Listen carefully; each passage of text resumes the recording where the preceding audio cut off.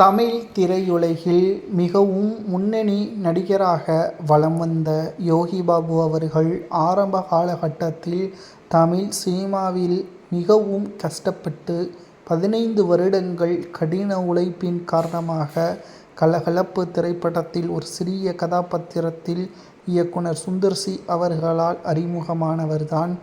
கிட்டத்தட்ட அதற்கு பிறகு படங்கள் ஏராளமான திரைப்படங்களில் நடித்தவர் யோகி பாபு அவர்கள்.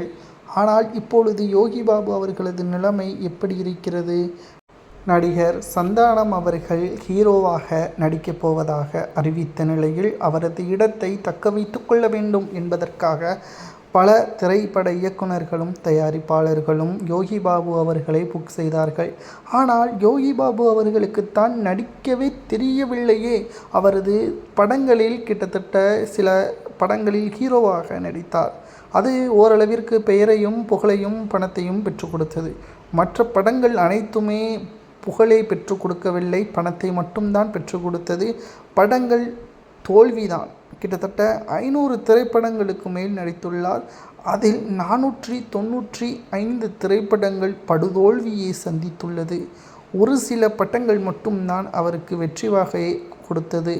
இதற்கு முக்கிய காரணம் என்ன தெரியுமா?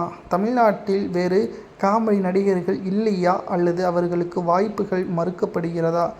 நிச்சயம் யோகி பாபு அவர்களால் தான் தமிழ் சினிமாவிற்கு கெட்ட பெயராக பார்க்கப்படுகிறது. யோகி பாபு அவர்களது திறமைகள் என்னவென்று நாம் பார்க்கும் பொழுது ஒன்றுமே கிடையாது. மிகவும் மோசமான ஒரு காமெடியை தான் அவர் செய்து வருகிறார்.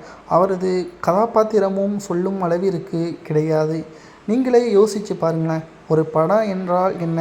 திரைப்படங்கள் வெற்றியடைய வேண்டும், கதாபாத்திரம் பேச வேண்டும். ஆனால் யோகி பாபு அவர்கள் நடித்த மண்டேலா திரைப்படத்தை தவிர எந்த திரைப்படமாவது யோகி பாபுவின் காமெடிக்கு முழுமையாக சிரிக்கக்கூடிய நிலைமை உருவானதா?